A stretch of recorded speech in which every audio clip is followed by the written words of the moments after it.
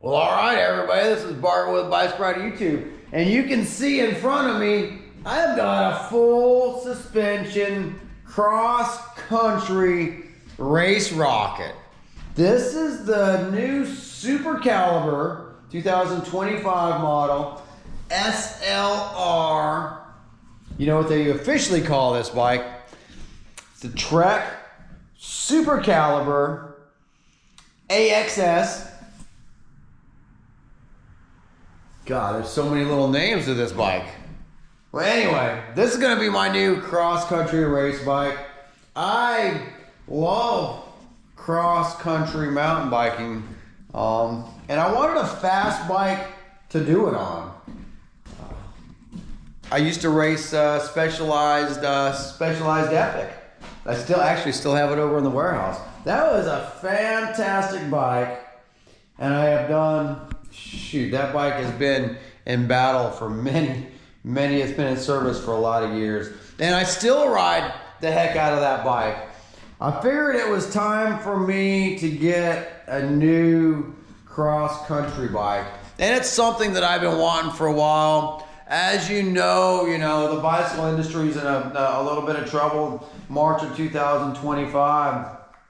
So believe me, it's not like I got a bunch of extra cash laying around to buy a new bike, but I am owner of a bicycle shop, and I've been riding the same cross-country mountain bike since 2017. Trek helped me out with this bike quite a bit. That's the only reason I was able to have it and call it mine. I have had this bike at the shop for a little bit. I've had it built up for a few weeks, but it seems like every weekend it rains just before Sunday. And, Sunday is about the only day I get a chance to go ride mountain bikes. So we've been doing some gravel riding. So I've been riding this Trek Checkpoint here. It's been a fantastic bike. I really enjoy that bike. But this Saturday, this Sunday, I'm gonna go out and actually put this thing on the trails for the first time. I've ridden it around the neighborhood a little bit just to get a fit and feel for it. And I have to say, when you push the pedals on this thing, it is extremely responsive. I'm used to a short travel cross-country bike, and even though this is the Gen 2, it is a bike that's got the 120 in the front and 80 in the back. It's a pivotless rear suspension. That's cross-country. It's cross-country for you. I say I'm used to a light travel cross-country bike. I've actually been riding this a lot. This is the Trek Top Fuel. So it's more of a trail bike, and I've really enjoyed this bike as far as the way it rides. This is one of our rental fleet that we have here. Oh, let me show you where I'm at in case you guys don't know. This is Biloxi Bicycle Works, a little bicycle shop in Biloxi, Mississippi. Let me see if I can get that's the logo right there. So that's well, I guess you can't see the logo too good. And we are closed. I just finished a little 5K run. We've got a brewery right around the corner from us here, and they do a weekly 5K run. So just finishing up with that. Getting ready to leave the shop, but I was looking at this thing, anticipating a fun ride this weekend. If you've noticed, I've got the cable a little bit long right here on the dropper post, and I've got my cable just a little bit long here on my remote lockout, but it's because I haven't really finished building this bike and tuning it the way I want. I'm not going to go into all the specs of this bike right now. I will in the future, but let me just hit a few highlights of this bike.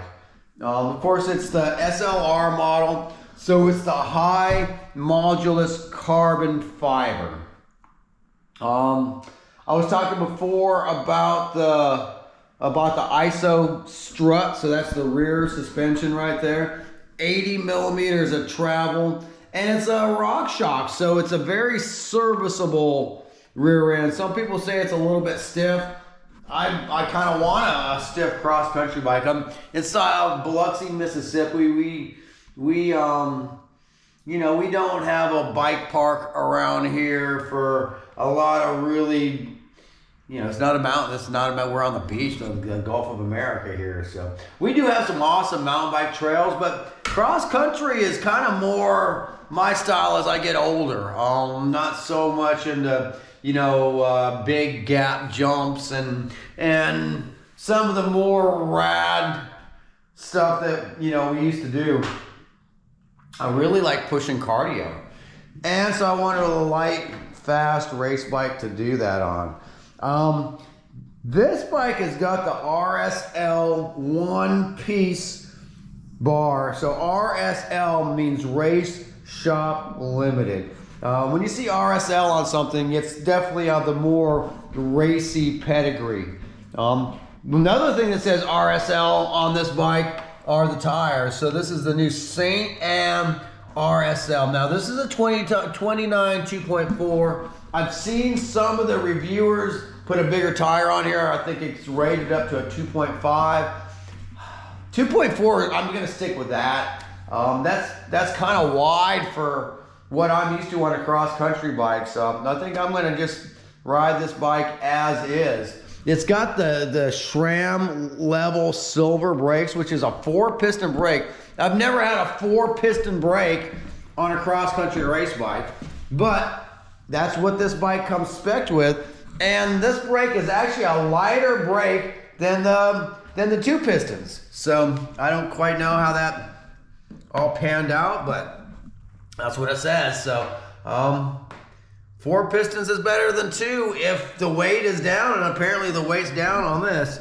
You got a 160 brake rotor on the front and one on the back. So on a cross-country bike, you can see the difference between 203, you know, a trail bike with a 203. I like things light, so the little less diameter is a little bit less material, so it's a little bit less weight. I am fine with that. I'm a 150-pound rider, and I don't have problems with stock brakes normally. So I'm gonna enjoy these level brakes. So far, I really do like them. This one-piece cockpit actually fits me pretty good. We'll find out Saturday when I actually get to put this bike on the trail. And I have realized, brand new bike day, well, first time on the trail is not really the time to go set your KOMs.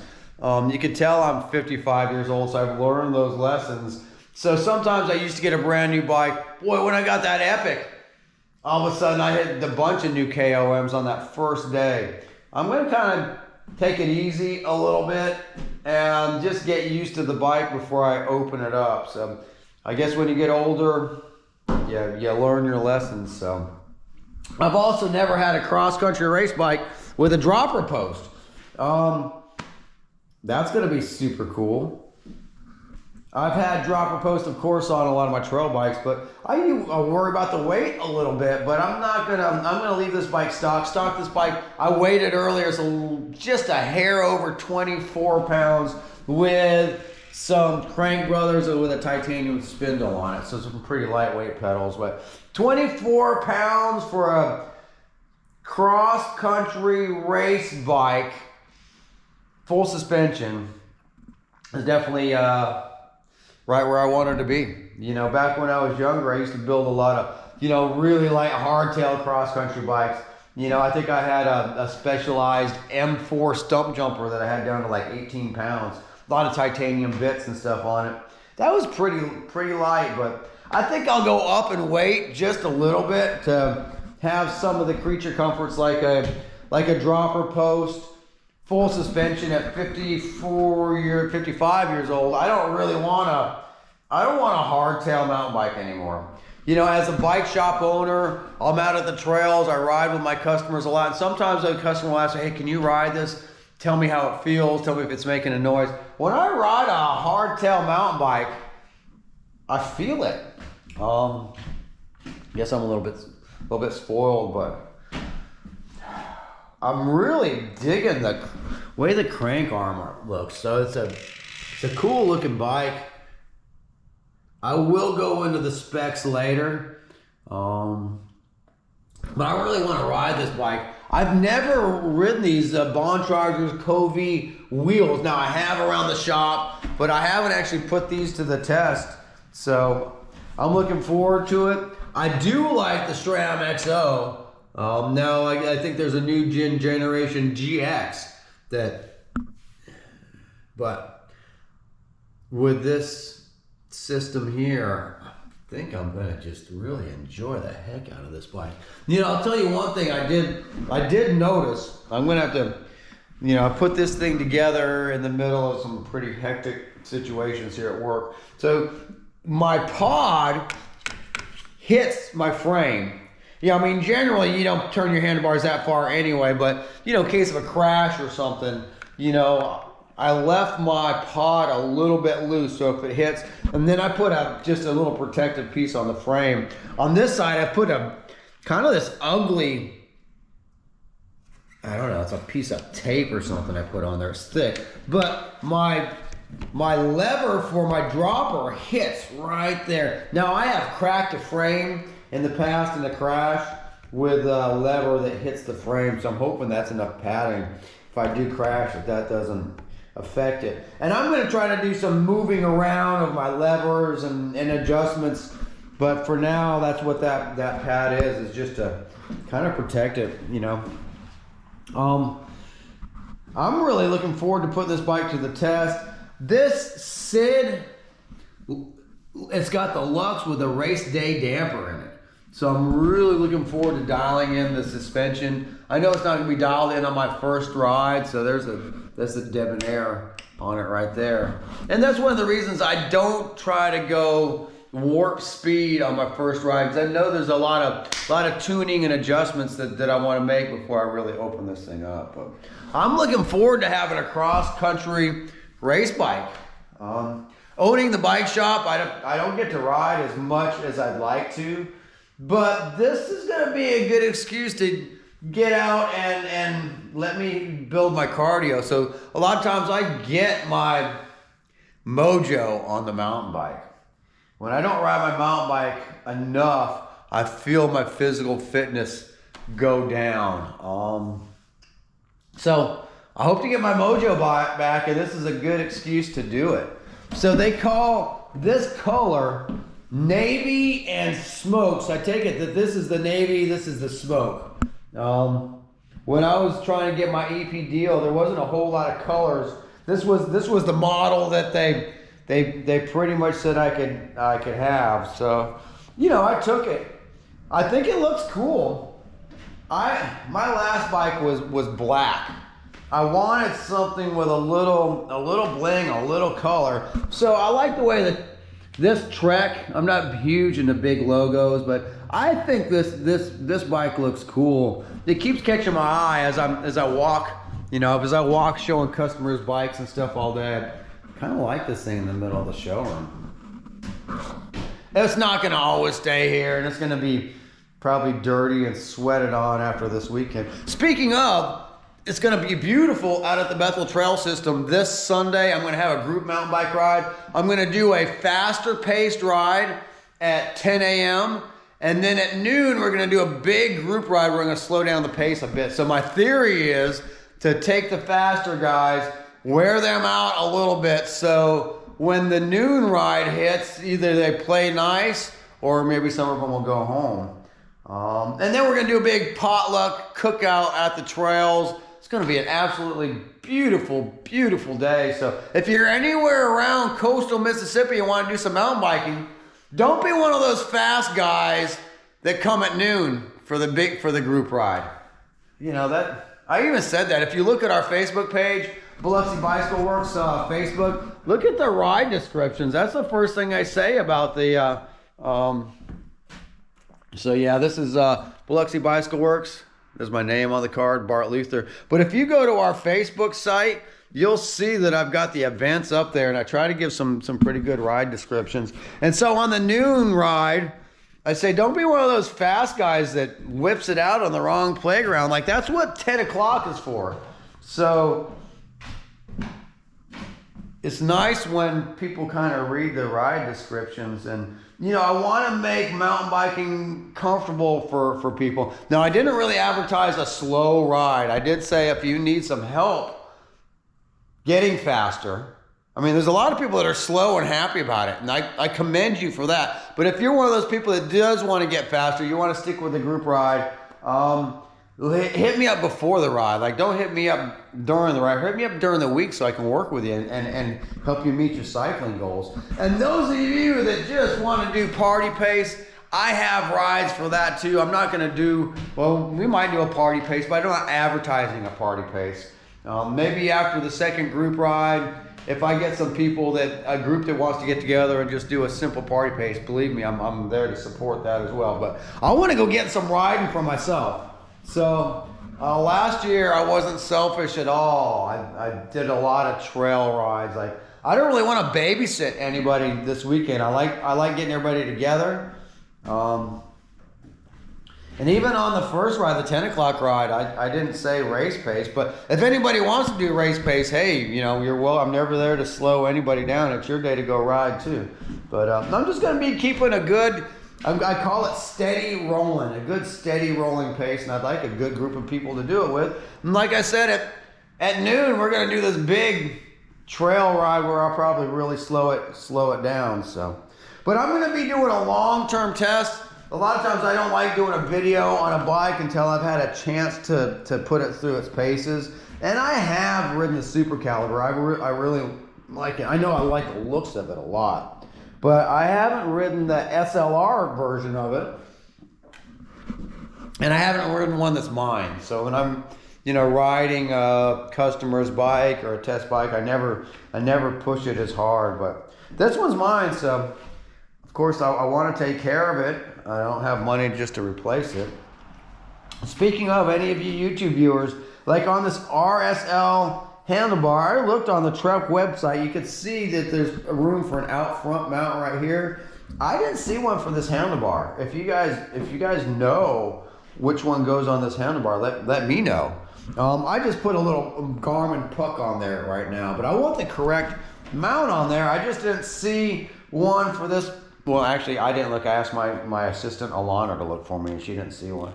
So maybe I need to look myself. But you know, that's what the YouTube viewers, you guys out there, you probably know more than I do. These cables are gonna rub this frame just a little bit. But anyway, that's what that big ugly piece of tape is right there. I gotta do something.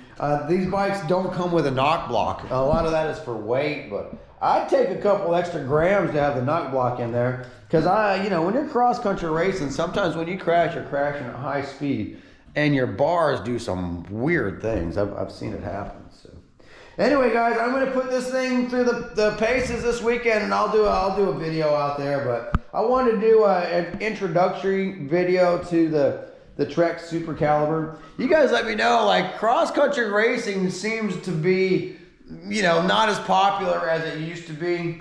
At 54, I kind of enjoy the cardio push and the flow of the trail compared to catching big air. And you know, I see people getting hurt every weekend. At 55 years old, I don't want to be scared of getting hurt, but I also have a bike shop to run, so I'm not that worried about catching big air anymore. I want some cross country speed. I want to get my mojo back. Anyway, if you guys have any tips on the Supercaliber, let me know. I love setting up a suspension, but it's always good to hear someone else do it. Or if you guys have any questions on the Trek Supercaliber, I've got one in my hands that I can call mine. Once again, Trek, thank you for the help. This one has a little scratch and dent on it. And it's, you know, some scratches in the carbon. It was probably a demo bike or something, but it's new to me. I'm really looking forward to seeing how this, you know, Access XO shifts out on the trail. I've already waxed my chain and I'm ready to go, guys.